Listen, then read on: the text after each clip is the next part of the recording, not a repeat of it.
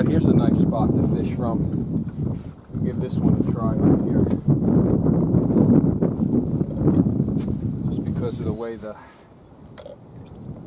sun is. Well, you gotta hate when you gotta wrap around. And we got that. Alright, there we go. Good. And let's see what the water depth is here. Oh, it's good. Nice 20 feet of water right off the bank.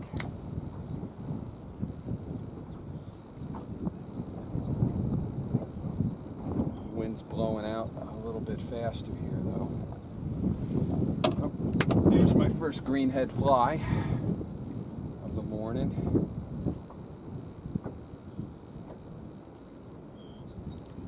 Oh, did I just get a bite?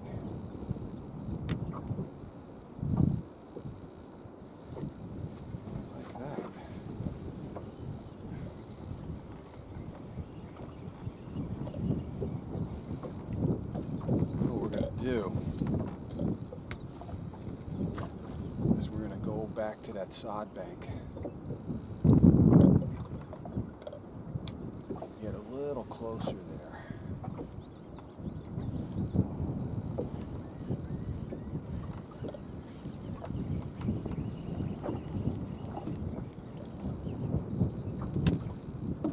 All right, let's pull that boat over that way a little bit.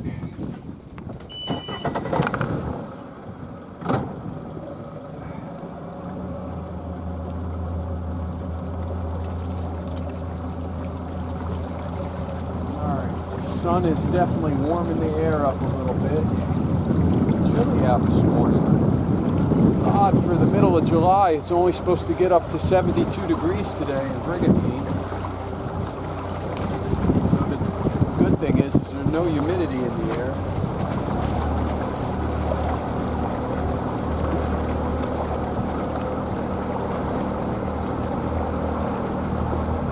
We're going to go right up as close as we can to this bank. Sometimes I bounce off of it.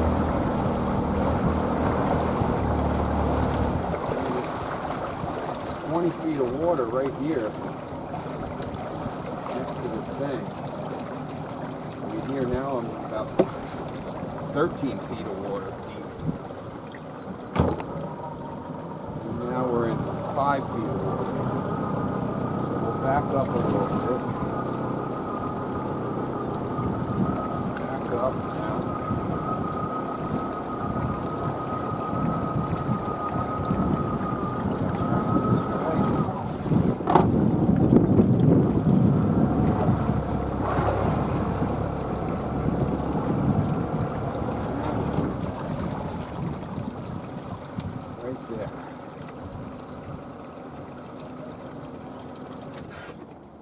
This is going to have to be my last drift out here of the morning, and then I have to head back in towards Brigantine because the way the tide is, and the way what happened with the winter time,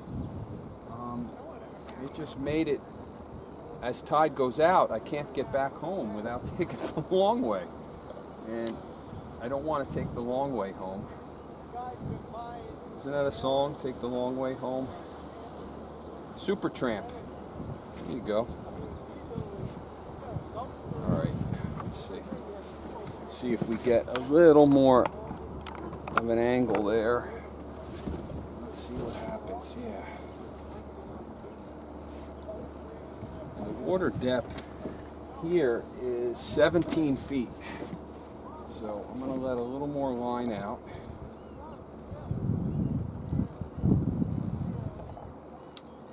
Now we'll start jigging it. Those old guys on that boat over there, they had a trolling motor. And a trolling motor's cool because you can use that motor to sort of keep you where you are. And you don't drift out like I'm doing right now. You can control it. So that's the thing to do these days, is have a trolling motor, because it sort of eliminates wind as an opponent. You know, wind ruins fishing. You know, unless it's the wind's working in your favor. But with a trolling motor, you can control what you're doing so you can beat the wind. So as I'm looking at the tide go out, this is definitely going to be my last cast here.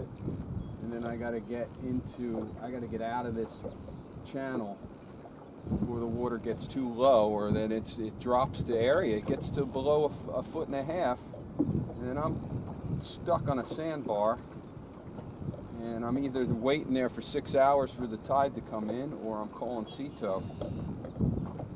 By the way, sea tow,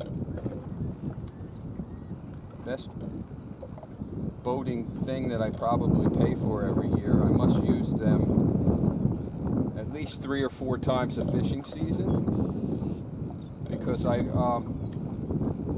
constantly run aground or hit sandbars, or get because I'm always trying to fish in decent areas, and then I fish too long, and then I'm stuck there and I can't get out. So anyway, sea tow's great because for $250 a year, they come and get you wherever you are.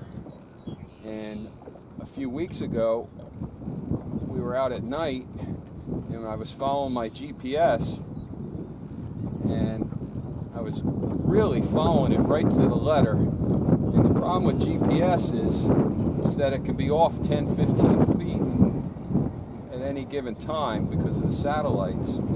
So it was pitch black out, and I was following the GPS, and it must have been off 15 feet, and I ran right up a marsh, and I ran up a marsh so hard that I couldn't get out.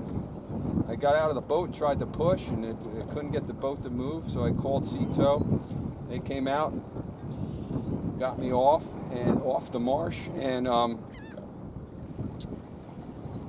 cool thing was if I wasn't a member of sea tow, I got the bill. That would have been $750. So do the math. If I'm calling sea tow 3-4 times a summer at $750, it's definitely a benefit to pay them $250 and have that insurance. All right, so it looks like this area has not produced anything for me either, so we're going to head back in before I get stuck, all right?